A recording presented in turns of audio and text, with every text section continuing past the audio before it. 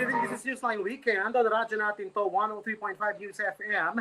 I'm Raymond Kaibigan in the headline.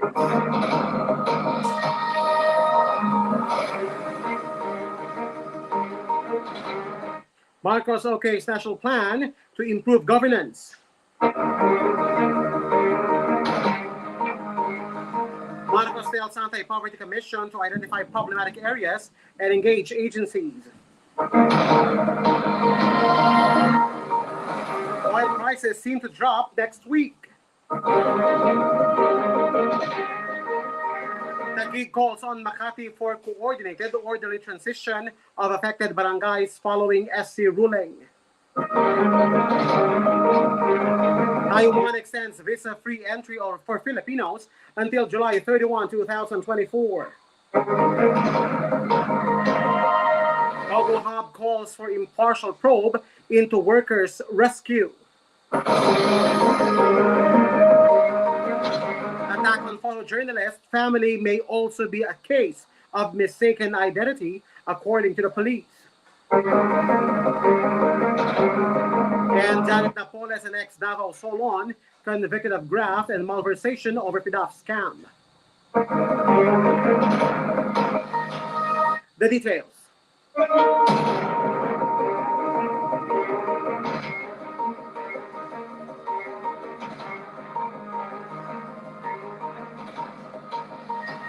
Marcos OK's national plan to improve governance.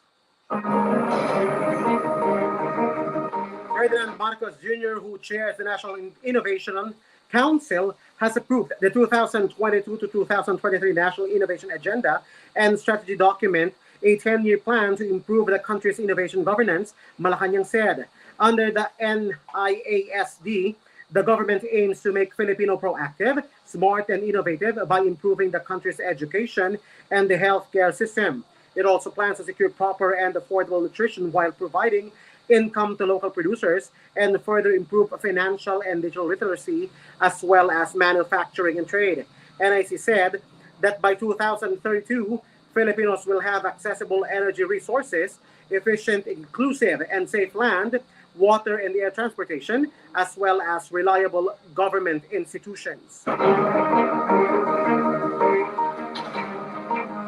Chapter 8 of PDP, or Philippine Development Plan, elaborates on this strategy by situating it within the continuum of research and development, innovation, technology adoption, then commercializing. Socio-Economic Planning Secretary Arsenio Balisacan, Vice Chair of NIC, said Saturday in a statement. The NIC is a 25-member policy advisory body consisting of 16 independent or department secretaries and 7 executive members from the private sector.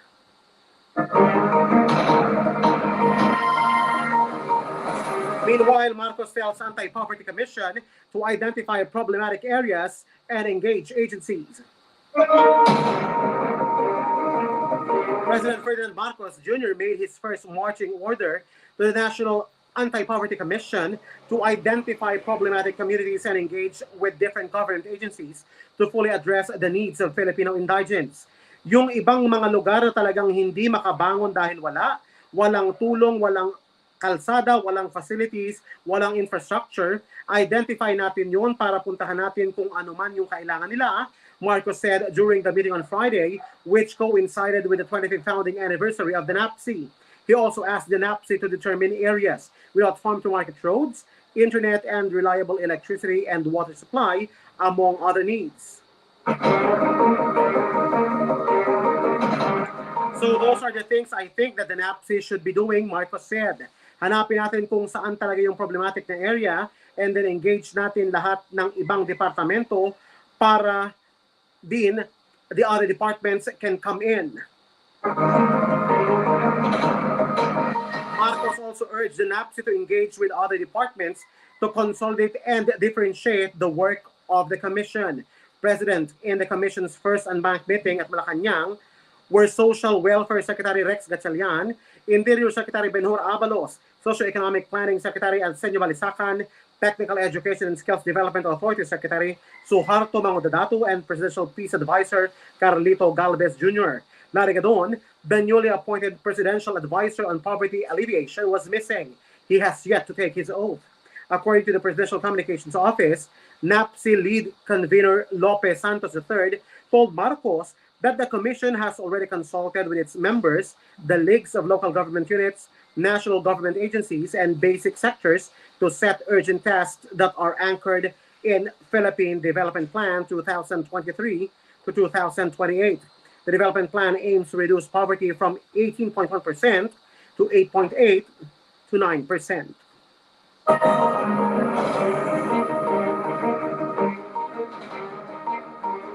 Santos said the NAPSI eyes to complete the National Anti-Poverty Action Agency, also known as the N3A, by September, and formulate the National Poverty Reduction Plan by October. The NAPSI lead convener said the body will integrate all inputs to create the N3A, which will have programs to address multidimensional poverty concerns, social, economic, ecological, and governance, and present the draft for approval in the next Anbang. And we also plan to roll this out. The adoption and formulation of the Local Poverty Reduction Action Plan is starting 2024 to be mainstreamed in all provincial development and fiscal framework plans and comprehensive development plans of our local government units, including in the respective annual investment plans, he said.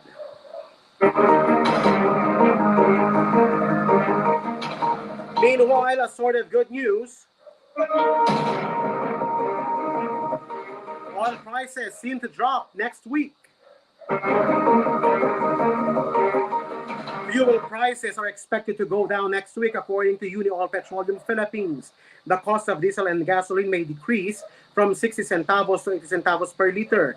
The oil price adjustments are forecasted to be effective from July 4 to 10, 2023.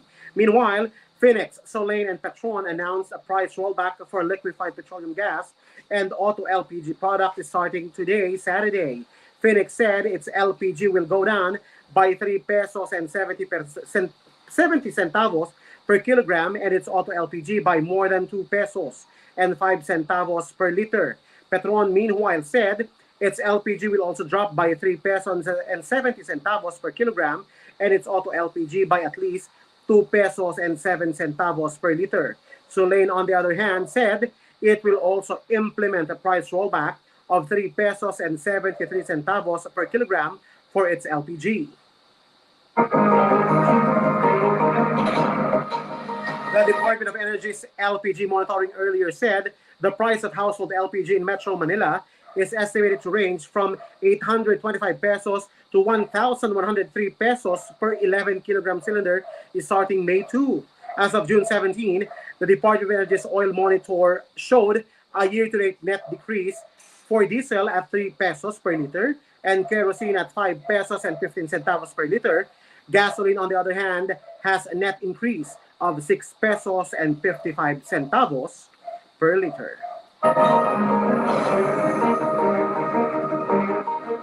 In other news,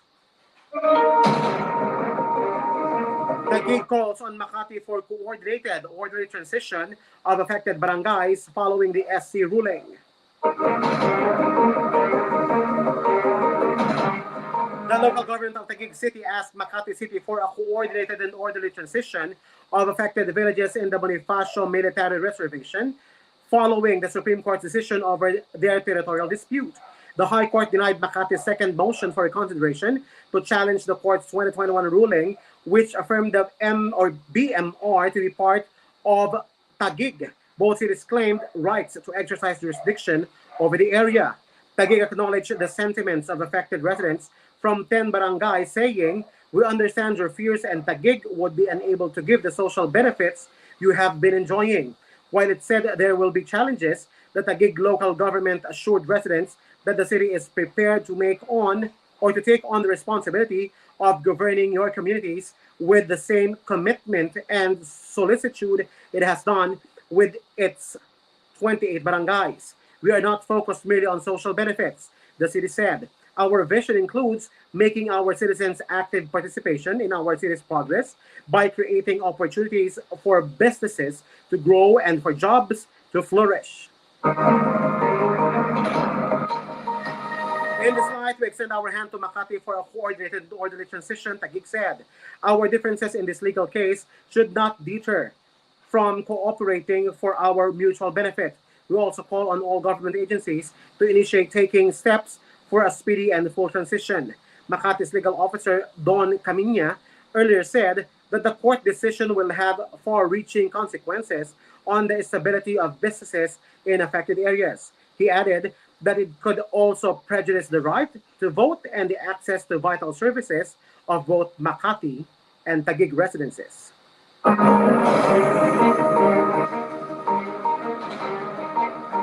Coming up next on Newsline Weekend,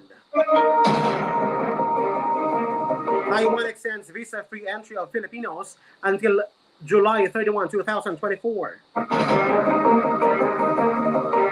Auto Hub calls for impartial probe into workers' rescue.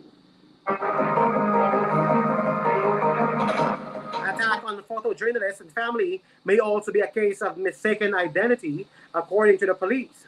And Janet Napoles, an ex-Davao Solon, convicted of graft and malversation over PDAF scam. More news coming your way when Newsline Weekend returns. Keep it here on Radyo Natin to 103.5 News FM. We will be right back after the break.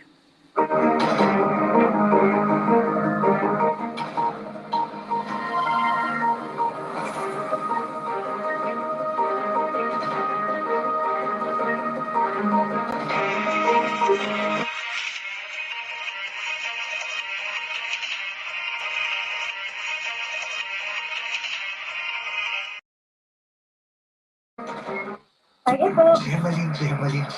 Hapon na mukhang fresh ka pa din. Ay, baho lang ng anit. Mabahong anit? Mag-New Head and Shoulders every day. Para kahit malapit, fresh ang anit. Evelyn, may fresh ka na sa hapon man o sa malapitan. New Head and Shoulders for 100% dandruff-free hair. No visible flakes with regular use. Hello, Washi! Laundry day na naman! Yay! Anong meron? Mancha ng chocolate, putik, may libag pa. Kaya natin yan! With Pride Washing Machine Detergent, may triple stain-away formula. Tanggal ang makapit, madikit, at malupis na tumitmancha. Kaya easy-easy ang labada. Mula noon hanggang ngayon. All you need is pride. All you need is pride. ACS. Guide everyone. Iwan ang distraction. Magic ang kailan. Mag-focus sa moments with friends. Sarap ng sama-samang may plato. Dala ng Coca-Cola. Tawanan ang kwento. Walang maiiwan. Sa bonding. Buhos na ng puso. Coca-Cola at yanin. Guide everyone. Every day sa bahay daming activities. Kaya breakfast pa lang, give them champion energy. Milo breakfast every day. Milo breakfast every day. Jumpstart your day with a balanced diet, healthy lifestyle, and an energized, nutritious breakfast with Milo. May winning combination of milk, champion energy nutrients, at choco multi-sarap. Milo breakfast every day. Milo breakfast every day. Helps you just start your day. Milo every day. Dalawa, tatlo, Sinong mananalo? apat, lima, ano? I-fix na natin. Vicks Vaporub. Bibigay ginhawa mula sa 6 na sintomas ng sipon. Wala siya mabuti ng pakiramdam. Vicks Vaporub is available in Pure Gold stores nationwide. Visit your nearest branch now. I-Vicks na natin. Mabuti ng pakiramdam. Cam4 Plus Menthol Plus Eucalyptus Oil is the generic name of Vicks Vaporub. If symptoms persist, consult your doctor. Ngayon, everything starts from the home. Stay at home, work from home, school from home. Buti na lang, lagi namin kasama ang sarap na at home sa aking pamilya. Gardenia. Dahil ang gardenia bread, laging masarap, mabango, malambot, masustansya, at freshly baked every day. Kaya kami mag-anak, ngayong stay at home, laging may gardenia sa bahay. Tara, let's bagets! Gardenia time! Gardenia, laging kasama.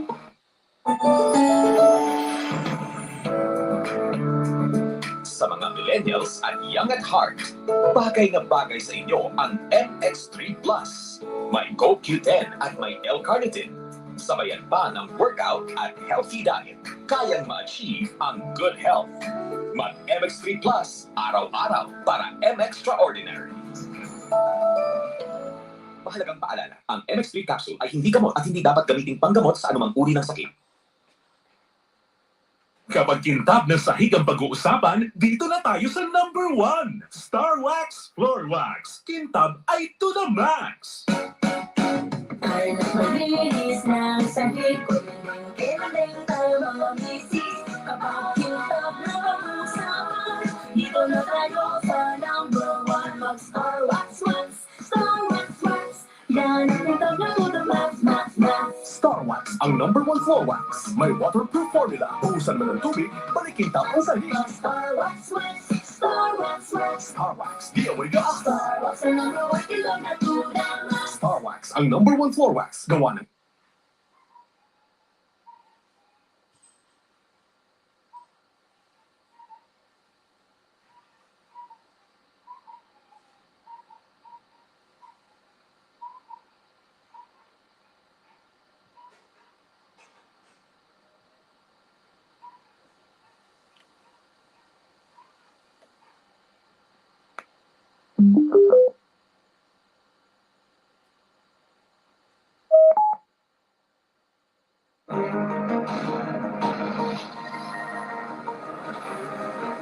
Shield Bath Soap. Galit sa sakit at may malasakit. Ang Shield Bath Soap ay recommended ng Philippine Nurses Association. Di biro maging nurse, dapat marunong sa sakit. At marunong mag-alaga, yun bang may malasakit. Kaya pagdating sa baso, hanap ko tulad ko, lalo't may pamilya ko. Kaya ang gamit ko, Shield Bath Soap. Galit ito sa sakit, nagdulot ng germs. May antibacterial na pareho lang sa leading brand. At may malasakit sa skin dahil may Shea Butter Moisturizer. May malasakit din sa budget dahil super affordable. Kaya naman recommended ito ng Philippine Nurses Association. Shield galit sa sakit, may malasakit. Shield Bath Soap, manufactured by ACS Manufacturing Corporation. ACS. Sky na everyone. Iwan ang distraction. Magic ang kailan. Mag-focus sa moment with friends. Sarap ng sama-samang may plato. Dala ng Coca-Cola. Tawanan at kwento. Walang maiiwan. Sa bonding. Buhos lang ng puso. Coca-Cola at yani. Yani na everyone. Everyday sa bahay daming activities. Kaya breakfast pa lang, give them champion energy. Milo breakfast every day. Milo breakfast every day. Help jumpstart your day with a balanced diet, healthy lifestyle, and an energized, nutritious breakfast with Milo. May winning combination of milk, champion energy nutrients, at choco multi-sarap. Milo breakfast every day. Milo breakfast every day. Helps you jumpstart your day. Milo every day.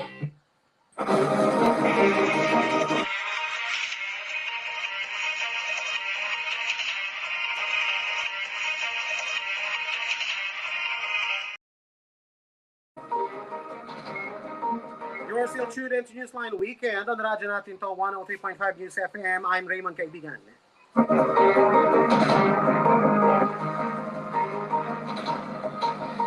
Taiwan extends visa-free entry for Filipinos until July 31, 2024. Taiwan extended its visa-free entry policy for Filipinos, the Ministry of Foreign Affairs, or MOFA, announced on Friday. After evaluating the effectiveness of the above convenience measures over the past years and considering the need to revive mutual bilateral exchanges and tourism in the post-pandemic era, participating agencies decided to extend the trial visa-free entry measure for 1 year for nationals of Thailand, Brunei, and the Philippines from August 1, 2023 to July 31, 2024, the MOFA said. According to the ministry, Filipinos are eligible for the visa exemption program and could stay for a duration of 14 days. Those holding diplomatic or official and service passport are not eligible. It added that Philippine passport holders must have the following requirements: a proof of accommodation, which includes hotel booking, host or sponsor's contact information, and sufficient travel funds. Taiwan reinstated the visa-free entry policy for the Philippines on September 29 last year until July 31 of this year. The MOFA said it will continue to review and fine-tune visa policies with a view to strengthen bilateral exchanges and attract more visitors while ensuring border and public security. Meanwhile, a Pogo Hub calls for impartial probe into workers' rescue. The Philippine offshore gaming operator Pogo Hub in Las Piñas, served with several warrants this week, has called for an impartial probe into what police said was the rescue for more than 2,700 of its employees. Xinchuang Network Technology on Friday sent a final demand letter addressed to 3 police officials, including National Capital Region Police Officer Director Major General Edgar Alan Ocubo and Philippine National Police Anti-Cybercrime Group Director Brigadier General Sidney Hernia. The company questioned the conduct of the operation, which authorities described as anti-human trafficking related. It was conducted by PNP ACG operatives backed by a number of NCRPO personnel. Lawyer Ananas Christian Vargas said police procedures require that charges should be filed within 72 hours after the operation, but until now, the PNP has yet to file any charges. This is a clear violation of human rights and can be considered as arbitrary detention, Vargas said. In the letter, the lawyer claimed that most of the rescued Filipino and foreign workers remain under police custody and are being treated as prisoners. Vargas also said they received information from those in police custody that they were being forced to sign a document without any assistance from their legal counsel of choice. He also expressed concern over the safety of workers, citing a video circulating online of some policemen allegedly hurting them. The video also showed at least one shot was fired. A commotion also erupted a couple of days after the police raid after 48 foreigners attempted to escape. At least 13 of them were injured. Vargas insisted that his client's company is legitimate and that the foreigners have working visas. The PNP already received the final demand letter and was vowed to conduct an impartial investigation. It denied human rights violations were committed during the operation and promised to release the workers after they undergo the necessary profiling. Meanwhile, attack on photojournalists and family may also be a case of mistaken identity, according to the police. Besides the possibility that journalist Joshua Abiad was targeted due to the nature of his work, police said the shooting may also have been a case of mistaken identity. Ang kanyang bayaw, isang malaking contractor na right now embroiled in a conflict with some of his business partners. Pagkatapos hindi naman kasi kanya ang sasakyan, Quezon City Police Brigadier or Director General Victor III said Abiad and 3 family members were injured in the attack Thursday afternoon in Quezon City. The victims include Abiad's brother, who was driving the SUV, and his 4-year-old niece, who was hit in the head and is in critical condition. A bystander was also hit by a stray bullet. Police said they are looking at 3 suspects, 2 gunmen, and a motorcycle rider who served as spotter. They added that the license plate of the vehicle used by the assailants was fake. In separate statements posted on Friday, media groups condemned the shooting. There is no justification for the shooting of a media worker, the National Union of Journalists of the Philippines said. We urge the relevant authorities to investigate this case with urgency, impartiality, and thoroughness if it warrants. We implore those in power to redouble their efforts in ensuring the safety of journalists in the Philippines, media group Paper PH said. We stand in solidarity with the media community as we struggle for press freedom and call for justice for other journalists who are victims of harassment and violence, the Photojournalist Center of the Philippines said.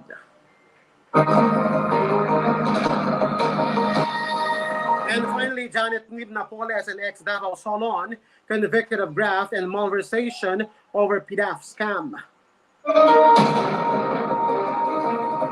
The The Sandigan Bayan has convicted Janet Lim Napoles and former Davao del Norte Representative Ariel Olano and others of graft, malversation, and bribery in relation to the misuse of the Solon's Priority Development Assistance Fund, or PDAF, worth 7.72 million pesos in 2007 when he was still in Congress. In a decision promulgated on June 30, the graft court found Napoles, said to be the mastermind behind the scam, Olano Technology and Livelihood Resources Center employee TRC Maria Rosalinda Laksamana, each guilty in 3 cases of graft and 3 cases of malversation. 2 private individuals linked to non-government organization controlled by Napoles were likewise convicted in the court's decision, namely Evelyn De Leon of the Philippine Social Development Foundation Incorporated, who was convicted on 2 counts of graft and 2 counts of malversation, and Maylin Encarnacion of the Countrywide Agri and Rural Economic Development Foundation Incorporated, who was convicted in 1 case, each of graft and malversation. The conviction stemmed from Olano's endorsement of the PSDIF and CARED as project partners back in 2007. They then assisted in implementing livelihood projects for barangays throughout the former representative's legislative district. Those projects were then funded through Olano's PDAF.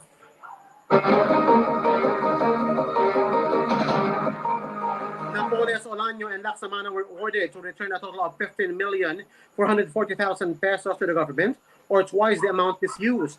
They were sentenced to 6 to 10 years for each count of graft and 10 to 16 years for each count of malversation. De Leon was ordered to return to the government 11,660,000 pesos, and Encarnacion was asked to pay 3,780,000 pesos in indemnity. Olano, a congressman from 2001 to 2010, was also convicted of 1 count of direct bribery after the court found that he had accepted a 3,175,000 pesos bribe for his endorsement of non-government organization controlled by Napoles. He was also slapped with a fine of 9,525,000 pesos and will face an additional 4 to 9 year imprisonment on top of the sentencing for his graft and malversation charges. Meanwhile, former Department of Budget and Management officials Mario Rilampagos, Rosario Nunez, Lalaine Paule, and Malu Bare, former TRC officials Dennis Cunanan, Francisco Figura, Marivic Jover, and Consuelo Espiritu were acquitted in all graft and malversation cases as the prosecution failed to prove their guilt beyond reasonable doubt. In 2019, the Sandigan Bayan First Division affirmed Napoles' plunder conviction for the misuse of 224 million pesos of Senator Ramon Bong Revilla Jr.'s PDAF and sentenced her to 40 years in prison. She was also convicted on 2 counts of graft and 2 counts of malversation in relation to the misuse of the late former Davao del Sur 1st District Representative Douglas Cagas' PDAF. However, she was recently acquitted in 16 counts of graft over the misuse of PDAF funds of Revilla. A quick roundup of today's headlines. Marcos OK's national plan to improve governance. Marcos tells Anti-Poverty Commission to identify problematic areas and engage agencies. Oil prices seem to drop next week. Taguig calls on Makati for coordinated and orderly transition of affected barangays following the SC ruling. Google Hub calls for impartial probe into workers' rescue. Taiwan extends visa-free entry for Filipinos until July 31, 2024. Attack on photojournalist and family may also be a case of mistaken identity, according to the police. And Janet Lim Napoles and ex-Davao Solon convicted of graft and malversation over PDAF scam.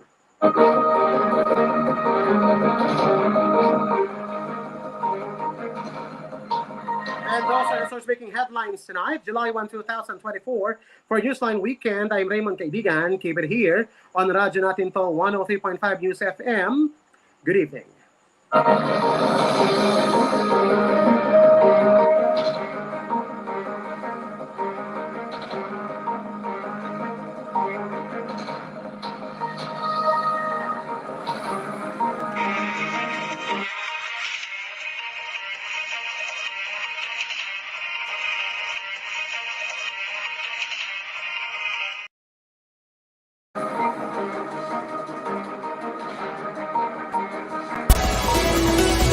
Mas pinalakas na pagbabalita, komentaryong walang mintis, iba't ibang entertainment.